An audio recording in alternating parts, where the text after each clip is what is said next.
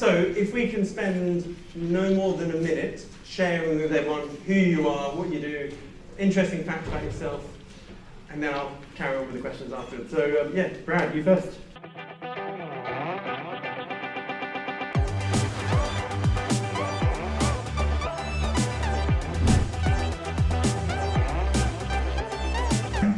I'm Brad. At 19, I joined my parents' very small business, a photographic studio.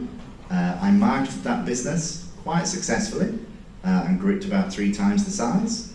As well as that, in 2020, when I joined RT as a student, I also set up an online company training photographers on how to market and run their business as well. And I've been investing in property for the last 7 years. What sort of property? It's a mixed portfolio, mostly vanilla buy-to-lets. There's a couple of commercial properties, a couple of HMOs, and a service accommodation unit as well. Sweet. Daniel. Hi, my name is Daniel. I'm 36, I think. I've got a family with 3 kids, and I run multiple companies, and all of them are sort of in the transportation industry, so removals, deliveries, van rentals, storage, anything you can do with the vans, I'm the guy, basically. So yeah, I've been running this for probably, I don't know, 13, 15 years maybe, something like that. But I've always been in business since I was like 10 years old. I was constantly doing some businesses. And eventually I realized I need to do something with the profits, invest, and then that's when I came across RT and start learning what money is and how to invest, etc. So that's about it. I live in Suffolk. Yes, there you go. Suffolk? Suffolk. Yes. Almost as good as Norfolk. That's on the edge. Hi, I'm Rhys, 34 from South Wales. I invest in property, crypto, did some forex. Been with RT since 2018. I was basically trying to grow like savings into house deposits and then help with the property side of things. So, yeah, that's pretty much it. How old are you again? 34. 34. Right. Yeah, I remember Rhys telling me an interesting story how you still at that job where through his rental properties he was earning more than the director, than the CEO. Yeah. Is it, are you still doing that? Yeah, I've been doing that since 2016, and at the time I think I had like 6 properties. I've tripled that now. So. Oh, okay. Yeah. So, but I'm still doing that because if I left, I've got no personal guarantee for mortgages. So I basically screw myself up. So you're using the job to get mortgage applicability to get mortgages. But I enjoy it, so I still enjoy it. So. I'm Harry, and I stand by my intro slide earlier on today. All I'd say is I didn't talk about it, but I invest in other companies as well and other business ideas, and it's pretty random some of the stuff that they are. There's a pretty large anti-money laundering firm that I'm invested in. It goes as far as I invested in a company that does antenatal products and stuff like that. So and horses. And I own a few racehorses, yes. Not very successful racehorses. Just casually own a few. How much is a racehorse? I probably spend, 6 figures on racehorses, but the first racehorse ended up in a glue factory, sadly. The second racehorse we sold for about 300 grand, and then the third racehorse ended up in a glue factory, and then this racehorse, it's just had surgery this year, but it's won the last couple of races it's run, so hopefully we'll sell that next year. Jesus. And I've never seen them run live. I've never even been to the stables to see them, so yeah. So now if you can reverse the flow, talk about how you got into trading and how your trading has done over the years. Well, I think I started off by saying pretty much my first experience of trading was crypto, so that's the bread and butter. When the RT started really as Forex, moved to crypto, went back to Forex, and it's pretty much now solely crypto. I just never left, I stayed crypto. I couldn't really get on board with Forex, if I'm honest. So I started off spot trading. That was mainly the bread and butter. Thought I knew what I was doing, so I went into derivatives trading. And I did that quite well in 2018. during the bear market, just follow the trend down really. And did exactly the same in 2022, I think with a lot of us in the group, derivatives trading. But I'll be honest, I fell out of love with it, and I've not traded derivatives since July 22, so I'm just sticking to spot now, basically. So I got into crypto 5th of December 2017, so similar sort of time. Basically got an allocation, saw it go crazy, and then rode it all the way back down. And I was basically buying the altcoins during the bear market for a while, which didn't do particularly well. I've kind of changed my strategy, so instead of buying in chunks, I'm buying like steadily, like every week, like pound cost average sort of strategy, and I've got like different pots. So I've got like the main pot and then the smaller, riskier pots, similar to what Harry's doing. That's pretty much it. So I got involved about mid-2020, just after the COVID whole shebang happened. Because I realized, okay, recession is coming, it's happening. Now, how do rich people survive, this whole tumble? So I started, thinking, and then it was a different story how we come across RT, but it was a long story. But I joined up to learn how to survive the dump. And then I realized I had no idea how money works, how also it was all mind blowing for me. And I started investing from there. So in the beginning I was like very just little by little just learning, and everything was booming. I was like, okay, I can see all these gains, but I'm still a bit nervous. Eventually I got loads of okay, I'll do it now, I'll go full in. And I went in like 100 grand maybe, I stuck it in right at the top. Because I thought, I'm ready now.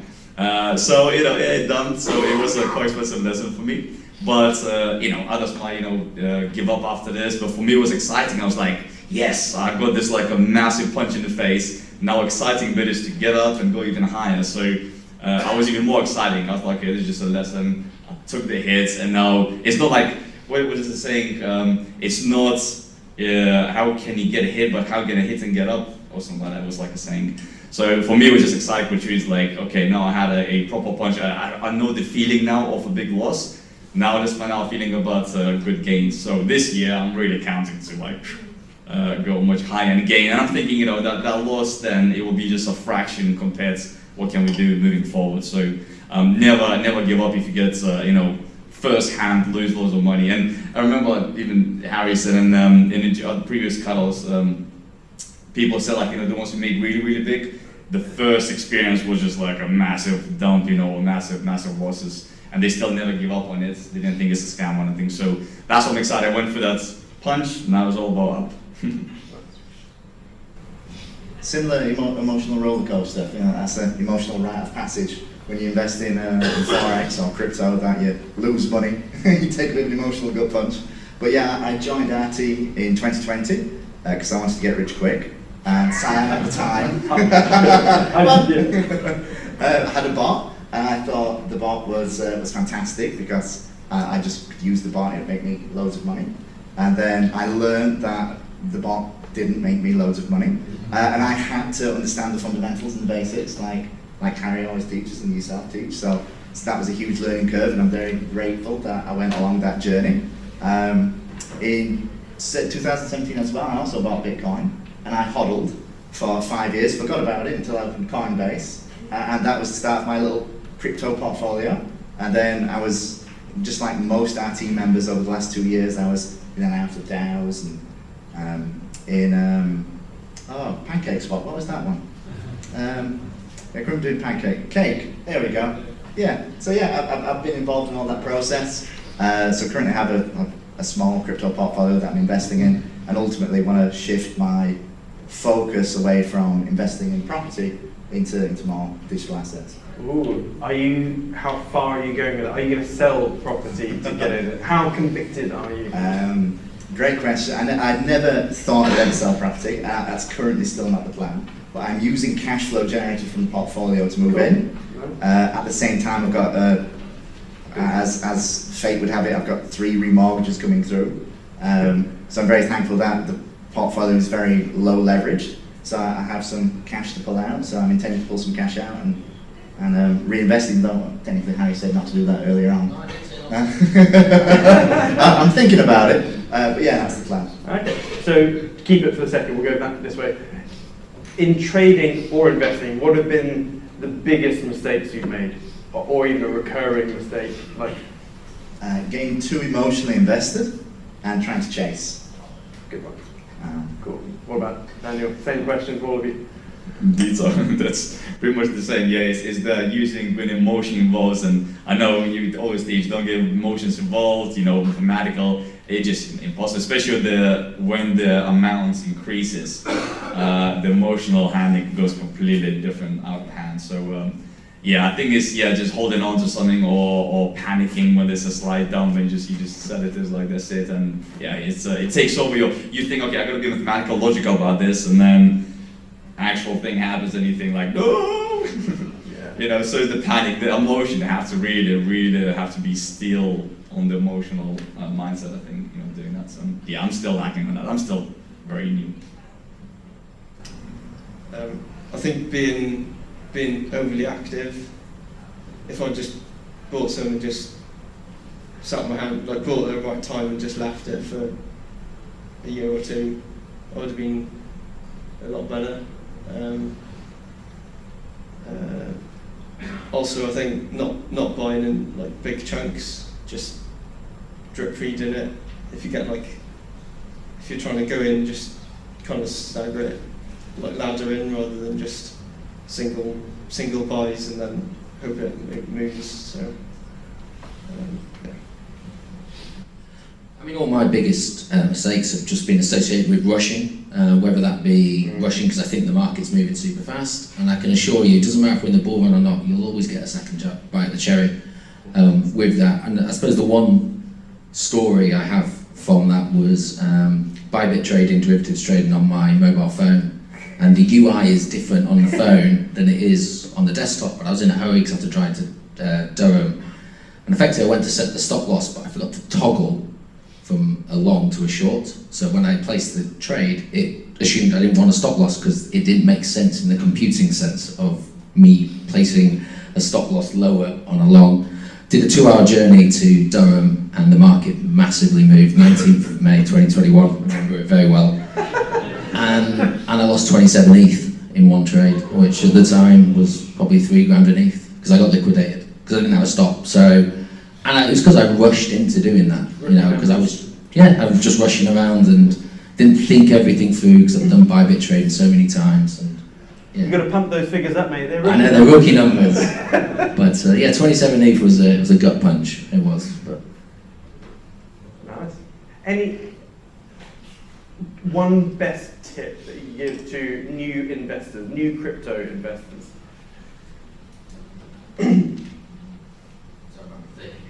I mean, I don't want to repeat what I just said, but set a stop loss.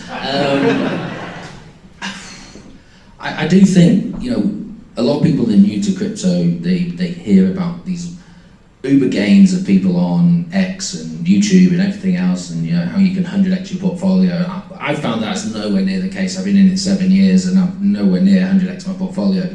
It is a slow race, and you do need to take time to do it. You may get lucky and you may find part of your portfolio does 100x, and good on you if you do, but just less haste, more speed, I suppose. You don't need to rush into things. Take your time to understand what it is. And I suppose the biggest problem that I dealt with people in this group in 2021, at the end of the bull, in the bull end of the bull run into 22, was people didn't know how to get out of whatever position they were in. So that's something I would say is when you go in to do something, whether it is just a spot trade or a derivatives trade or some kind of crazy arbitrage that we're going to get hooked into in 18 months' time, understand what the end game is, because you may need to pull that money out quick. And I might be asleep, so I might not be able to help you. But I'd say stick to just Bitcoin or just Ethereum, or at least make it like a massive part of your pot. Because if you go for all the smaller altcoins in a bear market, your Bitcoin value just drops massively. And I'd say have a profit taking target, or have like a scale out plan. So then at least you're locking in that profit. You're not just riding it up and then riding it back down. And I'll probably take the either sidestep for a bear market and then go back in, or use that profit to buy other investments that bring cash flow, and then you can put the cash flow into buying more crypto with that. I say join our team. No, one thing is you definitely need to find a sort of mentor group that's also on the same page. Don't try to go figure out yourself, because you'll make all these mistakes that you're gonna, others made it and they can tell you not to, to avoid. And for me, I always like leveraging and outsourcing. So for me, I don't really do any research. I just kind of listen what Siam says, because he's so much smarter and knows better this industry. I just copy paste. Simple, just cuts out my time researching. Obviously, it's good to research yourself, but you can just copy paste, and then it always works out better than if you just do it randomly by yourself. Because this is Bitcoin little chain, so I got this for my wife got me actually for wedding anniversary. But I always have this on, and people when see it, they're like, "Oh, you in crypto?" I was like, "Yeah. Oh yeah, I'm totally as well. Like I've got XRP." I was like, "Oh." Okay. Okay, well done, But you can tell like people have no idea what crypto is and how it works. They just kind of, someone told me, and then XRP, and that's it. I'm just going all in, and that's what they think they crypto invest. I think there's so much more into it, and you have to leverage other people, communities like here. I mean, our RT is just, it is the best thing I've probably ever done in many years joining here. So. Very glad, and then I can feel already changing my life and my business and my money. Everything is going right up because of this. So, yeah. He's not being paid to say that. But and you're skiing on the ski tree? Yes. Yeah. I would never listen. Every single flip. Understand the process. I know that sounds quite simple, but you have to understand the risks involved in investing in anything. Not just crypto, and understand how to actually get cash in and get cash out, like what Harry was saying earlier, and be aware of security. That was a big thing for me starting out. I've got quite a lot of friends who were investing or following Siam's advice, that worked in RT, that was doing it all through YouTube, that lost money, got scammed, got hacked, so security is a big thing. Oh, actually, I've got mine. I guess I want to add my 2 comments to that question, which is best tips. The 2 things I see a lot with new people, because I get approached by a lot of people. I think that the amount of money that you put into any asset needs to be completely proportional to the amount of knowledge you have of and in that asset. So a lot of newbies, they come up to me and go, "Hey, how do I get into Bitcoin?" Or "How do I buy this?" Or "What exchange is X on?" And straight away, there are massive red flags to me, because if you're asking me what exchange is X coin on, I immediately know how much knowledge you have of crypto. Like that's like that's like one of the simplest things to do to find out where a crypto is in. You go to CoinGecko or CoinMarketCap, you click the markets tab, and it literally shows you. So the fact that someone's asking, "Where do I buy this?" means there's literally a whole plethora of questions that I know they already don't know, which means they're entering the market with too little knowledge of and in that market. So yeah, in fact, if anything, your knowledge of a market needs to be more than the amount of money or percentage of your pot that you're putting into it. So that's one, the knowledge and money thing. And the other one is, again, social media screws all of us over, because at some point, all of us will enter a phase. Now, whether this phase is a few seconds or a few years, we enter in this sort of entrepreneur, self-help, happy clappy thing, like, "Oh my God, I'm going to make billions in 2 minutes." And so they're like, "How do I quit my job?" Via trading or crypto. Loads of people enter crypto via that.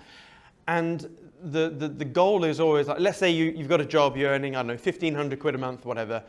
And it's like, how can I get into trading to replace my income, right? Now, that is a question I've asked myself way back in the day. Everyone does it. But because of social media and influencers and YouTubers and TikTokers, whatever, they always give the bullshit, I guess, way about it. And they're like, oh, all you need to do is this, this, this, and then you can quit your job. And I can tell you with bitter experience, I'll go as far as saying you cannot trade your way out of your job, because business and trading is symbiotic. Because I've been trading for 19 years now, and I was easily the worst trader on the planet for the first 6 years. And I was trying to trade my way out of my job. Now, I was an Air Force pilot, so I had a good job, but I still wanted to get rid of it. I think we all want to get rid of our job, you know. Hopefully Lewis doesn't. You're stuck with me. You're stuck with me. But most people have had that feeling at some point or another. But the problem is with trading is that it's an amplifier of one's capital, okay? So if you've got, let's say, 1,500 quid a month job or 2 grand a month job, etc., and your trading pot is 5 grand, there's no way in hell you can safely trade that pot into 500 grand. And the key word there is safely. Yes, you could fluke it by going all in on some 100x levered futures contract or whatever, but then you're gambling, you're not trading. There is a difference between trading and gambling. It's a very fine line, but most people think that they're trading, but they're actually gambling. So what trading is, once you get good, so it took me a good 6 or 7 years till I was good at trading, but I was broke with no money, but I was a good trader. I was making 10, 20% a year easily, but I had like 2 grand to my name. So making 10% a year on a 2 grand account, it's not going to change your life, is it? So you then enter this weird phase of like, I'm a good trader, but I have no money. And then you feel like a massive pretender, because you're like, honestly, I'm a good trader. How much is in your bank? Not much. And so you end up in imposter syndrome. You feel like a fraud. And so first principle thinking, you're like, okay, now I'm a good trader. How do I get money into this account? How do you scale this activity?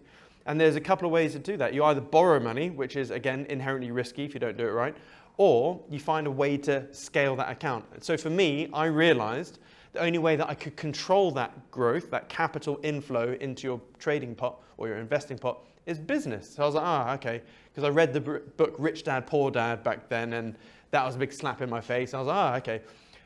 So eventually, so it's a symbiotic relationship. You've got to get good at business first. So it's spitting out unencumbered, distributable cash flow, and you can then fund your trading pot with that. Then eventually, you'll get to the beautiful point where there's enough capital in that pot where the trading profits from that will pay for your lifestyle. Or even better, you don't need to take it for your lifestyle because you'll just leave it in there to compound and compound. And what I found is that there is that symbiotic thing. So now, if I have cash flow issues, what do? I liquidate some crypto and I replenish the business bank account with more funds. So it's a point where it's like, holy shit. So to begin with, the businesses was funding your trading. Then eventually when you get to that critical mass threshold, your trading can then help accelerate the growth of your businesses. It's that beautiful sort of relationship. And that's where I think most people should try and get to. Shit, that was a long answer. Sorry. Q&A, what questions you all have, please just throw them at us. Yes, at the back. You touched on security. I've just wondered if, like me, you have a computer illiterate family, if you were to get hit by a bus tomorrow, how would you ensure that your investments passed on to your family? Cool. So the question was, if you have a computer illiterate family, what do you do in case you're hit by a bus? How is your family going to do it? I have an answer. I'm just going to field it to the field first. Field it to the field. Give them Siam's number. No. No. I believe there was on the last cycle those advices you write down your keys, your CIBA, etc., and then also allocate one of the RT mates or students as your next of kin. I guess I don't know how you allocate as a sort of a friends, and then with their contact number. So if something happens to you, they have the instructions how to get there, but like they have no idea. They contact that person. That person knows exactly what to do, information, and help to retrieve the coins, etc. So I know that's why I did it before. So I agree with what Daniel said. I can share what I've done. Again, I have a computer illiterate family. I call my wife grandma because she is so useless at phones and computers. I'm like, all right, grandma. So in a loving way, by the way. But yeah, sorry. So what I've done is quite morbid. I've recorded my will. So every 3 to 6 months, I record what I call my death video. And it's so, I know it sounds crazy. I'm always in tears when I make this video, because it's like, hey honey, it's now blah, blah, blah. This is my 10th death video. If you're watching this, I've messed up. And basically I do a screen grab. So it's me, video, and also recording my screen going, look, here's a spreadsheet of all the cash as of this date right now in all these places. And here is how to access them, blah, blah, blah, blah, blah. So that death video has all the keys, everything. So that video is as important as the seed phrases to my own crypto, because that literally is a walkthrough with all the passwords and all that sort of stuff. At the same time, I've compartmentalized it a bit. I haven't actually revealed the seed phrases in the videos now. So I've gone like, right, you know where the seed phrases are because they're kept separately or whatever. Once you get them, you log on, blah, blah, blah. But also, we've got three actually. I think Harry already knows this. I've got 3 trusted crypto people. I said, look, honey, you need to contact either Steve, Harry, or Habib. God, tearing up. Yeah. All I'd add to that is what a great business opportunity, because 10% finder's fee as well. So I think that's fair, isn't it? But I mean, the beauty. I know that you can have to trust a third party, but ultimately, if they are completely illiterate, I mean, you could try explaining them how your Trezor worked and how all that if you don't want to go down this route, but sadly you do kind of have to plan for it. If you are hit by a bust tomorrow and you've got a lot of your wealth in a very alien asset class to people who it's ultimately going to get to, then that's just gone forever. So I have a Word document which kind of breaks that down. It does have a line on it with Siam's number, basically says just call him. But yeah, find someone that is understanding this, does know this, and I would say obviously have your passwords, etc., written down, stored separately, then which they can go to, because that's going to be the thing. Once they get over the grief of your loss, obviously, unless they caused it, and then don't leave it to them. So yeah. Oh, the other thing is that if you have sizable funds and you're gone, your family will very quickly get read up on how to access crypto stuff. Okay, they won't be computer illiterate for too long. There is Google and YouTube there. Next question for the yes, go for it. Do you have any tips on how to store your secret? I'm so paranoid about these places either lost, stolen, or that I kind of, in the event that it's someone finds it, I mix it up in a way that they can't actually access it. I'm paranoid that I mix it up in a way that I can't. Yeah. I'm always scared to actually use these phrases. It's very unnerving when you put MetaMask on the new computer and you have to transfer over and you've got to type in your seed phrase. But I can only tell you what I do, and maybe it's not the best way, but it's good old-fashioned pen and paper, 3 times, stored in a fireproof wallet, stored in 3 locations, and it is incredibly simple. It is Trezor, 12 words, listed 1 to 12, so I've got the right order. Then it's MetaMask, exactly the same. And so I suppose from a security point of view, that's not the most secure because everything's there in that wallet behind a safe. So there's some element to that, but it's not like it has my name on it or any of that. So if someone did get into that safe, they've also got to know it was mine and also where to find that particular element. I don't like the idea of splitting them up, because if I do need them in a relative hurry, I don't want to be co-locating to have to go and pick the parts. But I understand that certainly if you're in the public eye, that you may want to do that. So that's just how I do it, and it's working for me at the moment. But then again, no one's thankfully, yeah, trying to take anything from me. I'd say have it in multiple formats as well, so don't just have it on a piece of paper, have it in a digital form as well, so if there is like a house fire or something, you've got a different format to recover it from, well, and different locations. Don't email it to yourself, though. Any other suggestions? Don't ask me. I'll put on Google Sheets. I was about to say, don't put it on Google Photos, Google Sheets, Google Keep, or yeah. Yeah. And also, don't be overly complicated. So I've got a book called The Crypto Book. I put a whole bunch of seed phrases throughout the book. And then I gave my wife the cipher. So for this particular wallet, I was like, honey, page 1, sentence 3, word 4. That's the first word. We lost the freaking cipher. There's like 10 wallets in my book, which gone. I don't know how much is in there. We can't even find the addresses for those wallets. It can't be more than 20 grand, so it's fine. But if it was on Google Sheets. I know. Yeah, and the other top tip is a lot of people focus on the seed phrase. This was about a year or so ago. I realized, holy shit, in my death videos, I completely forgot to include the password. Don't forget, a lot of these wallets, you have the seed phrase and the password. And so I did everything perfectly, and then Ellie still wouldn't know my password. She'd then have to go to Lewis, and he'll be like, oh, I know that one, easy. Lewis could ruin me. Wait for the video. I'm not going to share that. Sorry. Just put it. The principle. Put it somewhere where your wife or partner will know where to find that video. There's stuff I can share, but But you put it in like on a secure like. I'm not. I can't say. I'm just yeah. So yes. Yeah. To anyone that has an opinion, do you think Tangent solves any of those problems? I mean, with like seed phrases and stuff. Does Tangent solve any of the problems with seed phrases and stuff like that?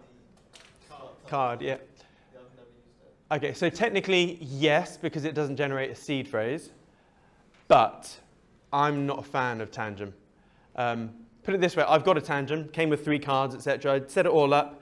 I sent 10 CAS over to it, just test it, etc. I then went to withdraw it, error. Okay, what's going on here? Error. I deleted the app, started all over again, error. I'm like, well, I'm never using this again. I'm glad I just sent 10 CAS over as the test. So I personally have had a bad experience, but I know lots of people do it. But personally, I'm old school. And the thing is, your security needs to be at the same level as your technical capabilities.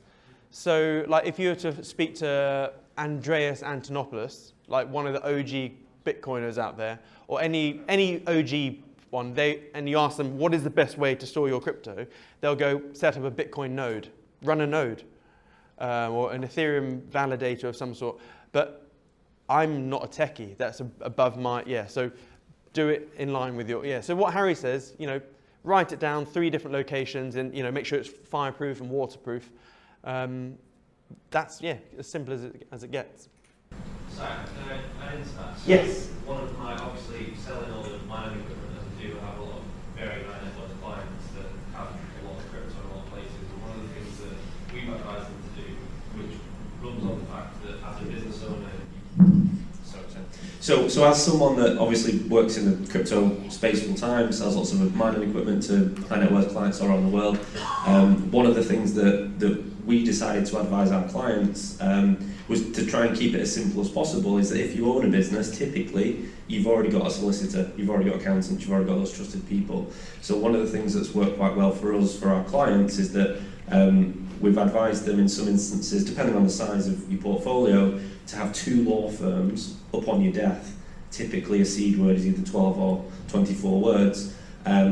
Give one law firm 12 words, the second law firm the other 12, and then you can simply instruct your partner to contact law firm A, contact law firm B, and then at no point does any of those law firms or third parties have access to the entire arrangement.